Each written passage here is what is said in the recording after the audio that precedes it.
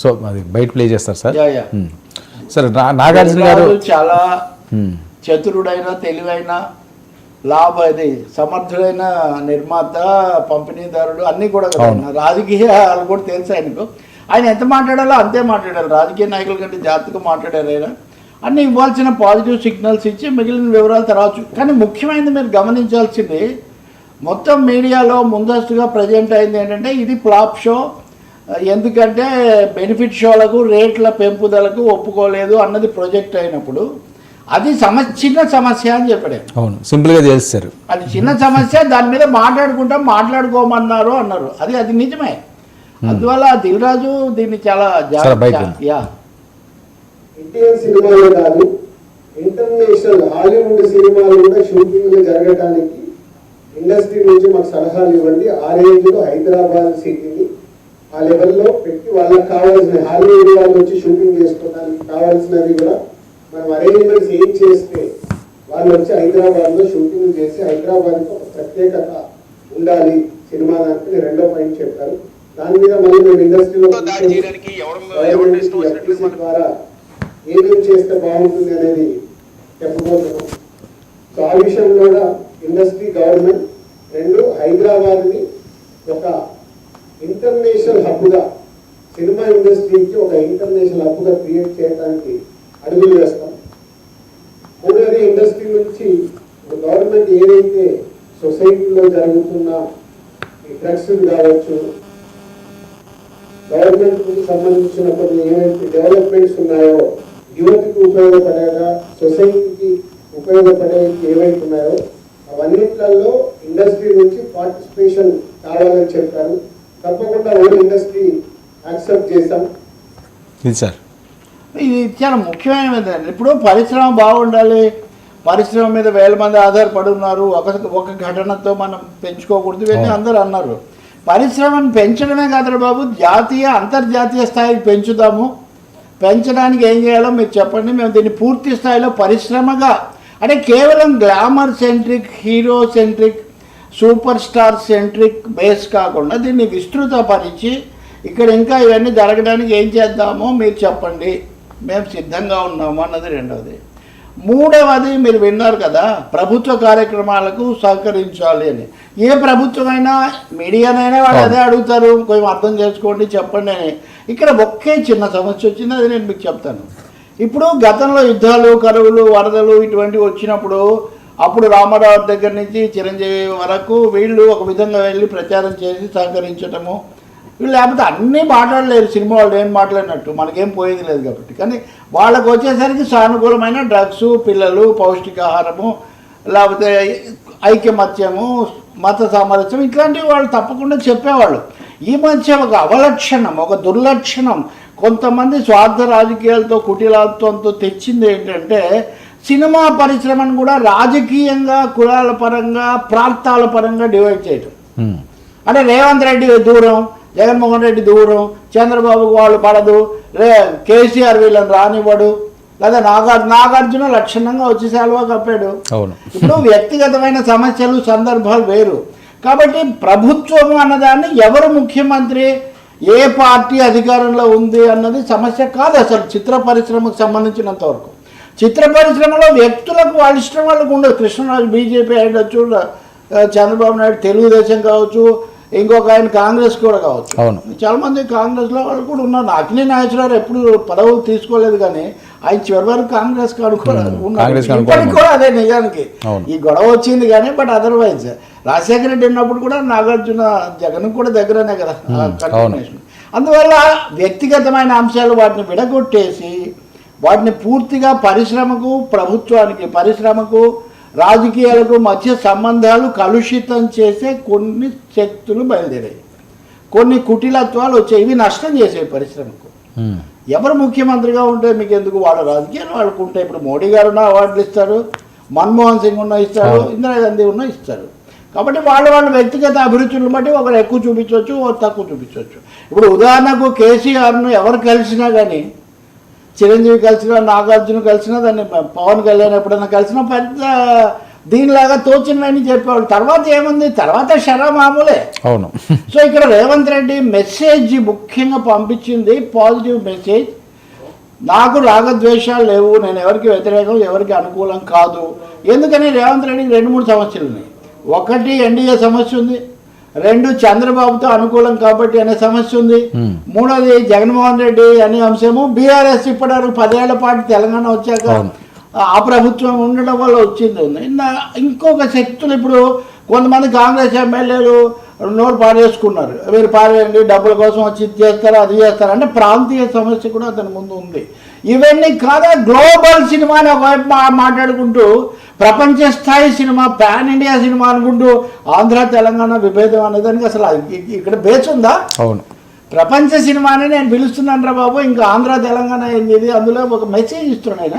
ఇంకోటి మీరు చూస్తే రాఘవేంద్రరావు దగ్గర నుంచి యంగ్స్టర్స్ వరకు అందరూ ఉన్నారు. సో ఇది నిజంగా చెప్పాలంటే చిత్ర పరిశ్రమ విశాల ప్రాతిపదికన కొన్ని కారణాల వల్ల చిరంజీవి ఉండకపోవచ్చు, కానీ ఆయన ఈ ప్రయత్నాన్ని వ్యతిరేకించారు. ఖచ్చితంగా కాస్త సఖ్యతగా ఉండాలి, సమన్వయంగా ఉండాలని చిరంజీవి కోరుకుంటారు. కాబట్టి నేను అనుకుంటాను ఇది సానుకూలంగానే ముందుకు వెళ్తుంది. పరిశ్రమ సమస్యలు టికెట్ బెనిఫిట్ షోలు ఒక్కటి కొంచెం తేడా రావచ్చు, అంతకుముందు లేవు. ఇంకొకటేమో మొన్న ఎగ్జిబిటర్స్ అసోసియేషన్ చెప్పింది మనం కూడా విన్నాం కదా. ఇప్పుడు పెద్ద సినిమాలు వాటి ఖర్చులు భరించడం ఒకటైతే, సినిమా అనేది చిరకాలం ఉండడం.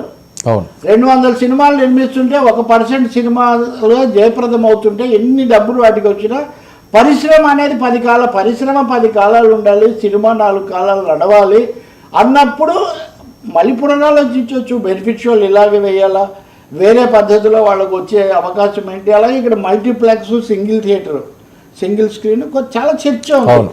ఇదంతా ఒక అల్లు అర్జున్ అంశానికో అంటే మరొక అంశం, థియేటర్లు కూడా ఎవరో ఒకరి దగ్గరే ఉన్నాయి, అది ఒకటి.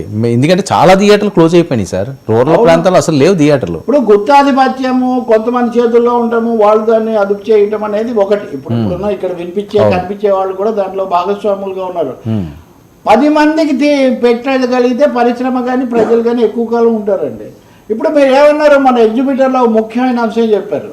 ఇప్పుడు మీరు భారీగా 1000 రూపాయలు పెట్టి సినిమా పెడితే వాడు అభిమానం కొద్దా పిచ్చ కొద్దా వచ్చి చూస్తాడు, కానీ తర్వాత వాడు మిగతా సినిమాలకు రాడు, సినిమా బడ్జెట్ అయిపోయింది. వాడికి ఎంత ఉంటాయండి, నాకు 20,000 15,000 వస్తే అద్దెలు గిద్దెలు పోనా ఒక 2,000 ఎక్కువ ఉంటాయి అనుకుంటే ఒక సినిమాకి పెట్టుకుంటే మిగిలినవి ఏమయ్యాయని.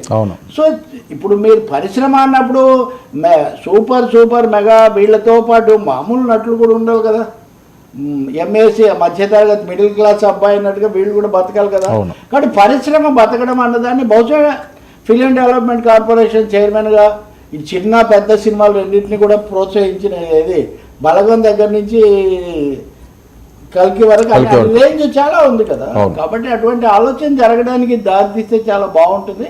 అలాగే తెలుగు వాళ్ళందరూ ఆదరిస్తున్నారు దీన్ని. ఏమి ఆంధ్ర తెలంగాణని దీన్ని చూడాల్సి కొంతమంది నోరు పారేసుకున్న వాళ్ళు సవరించుకుంటే కూడా చాలా బాగుంటుంది. అలాగే ఏదో కొంప తగలబడుతుంటే చుట్ట కాల్చుకున్నట్టు బొగ్గులు ఏరుకున్నట్టు చేసిన వాళ్ళు ఎవరైనా ఈ వివాదాన్ని వ్యక్తిగతంగా వాడుకోవాలని చూస్తే వాళ్ళు కూడా కొంచెం సర్దుబాటు చేసుకోక తప్పదు. రేవంత్ రెడ్డి వాళ్ళకు కూడా మెసేజ్ ఇస్తున్నాడు, I am for you identity. Cinema పరిశ్రమను ప్రోత్సహించడానికి నేను ఉన్నాను కానీ తరిమి కొట్టడానికి నేను లేను, దీన్ని ఇంకా ప్రపంచ స్థాయికి తెస్తానని. ప్రభుత్వాలు ప్రజల ఎంపికను బట్టి మారుతాయండి, ఏ పార్టీ అయినా ఉండొచ్చు, ఏ నాయకుడైనా ఉండొచ్చు. అందుకని ఇది వెరీ బిగినింగ్ ఆయన ఐఎమ్ నాట్ అగైనెస్ట్ ఎనీబడి. అసలు అల్లు అర్జున్ వర్సెస్ రేవంత్ రెడ్డి వర్సెస్ కిషన్ రెడ్డి అనండి, రేవంత్ రెడ్డి వర్సెస్ బండి సంజయ్ అనండి, రేవంత్ రెడ్డి వర్సెస్ కేసీఆర్, రేవంత్ రెడ్డి వర్సెస్ కేటీఆర్, పోనీ మహా అయితే రేవంత్ రెడ్డి వర్సెస్ జగన్ అనండి. వాళ్ళిద్దరు వేరే రాష్ట్రాలు, 2 రాష్ట్రాలు అయినప్పటికీ అనండి.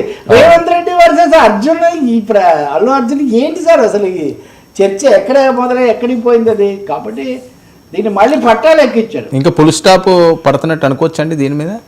సార్ ఇంకా వీళ్ళందరూ కాకుండా ఇంకా ఎవరైనా మాట్లాడతారా పరిశ్రమలో? మాట్లాడితే కూడా దానికి ఏమైనా క్రెడిబిలిటీ, ఏమన్నా దానికి సీరియస్నెస్ ఏమైనా ఉంటుందా సార్? ఈ నేపథ్యం మీద ఒకటి ప్రభుత్వం కూడా నిర్దిష్టంగా ఇప్పుడు ఆయన 8 జీవోలు విడుదల చేశాను అన్నాడు. 8 సినిమాల కోసం 8 జీవోలు అంటే ఒక్కో సినిమాకి ఒక జీవో ఇవ్వాలి సార్. ఓ జనరల్ జీవో ఇచ్చి పెంచండి అని అధికారులకు అధికారం ఇవ్వదు ప్రభుత్వం. ప్రతి సినిమాను దాని స్పెసిఫిక్స్ కొన్ని టెక్నికల్ అంశాలు కూడా ఉన్నాయి, కొన్ని ప్రాక్టికల్ అంశాలు కూడా ఉన్నాయి. ఇప్పుడు ఉదాహరణకు 40% ఇక్కడ ఉండాలి, తెలుగు వాళ్ళు ఇంతమంది ఉండాలి, బడ్జెట్ ఇంత దాకా, ఇవన్నీ ఉన్నాయి. కాబట్టి అసలు ఆ ప్రచారమే సరైంది కాదు, ఇక్కడి నుంచి ఏదో వచ్చేస్తుంది అని. పరిశ్రమను మేము ప్రోత్సహించడానికి సిద్ధంగా ఉన్నాము, వ్యతిరేకం కాదని.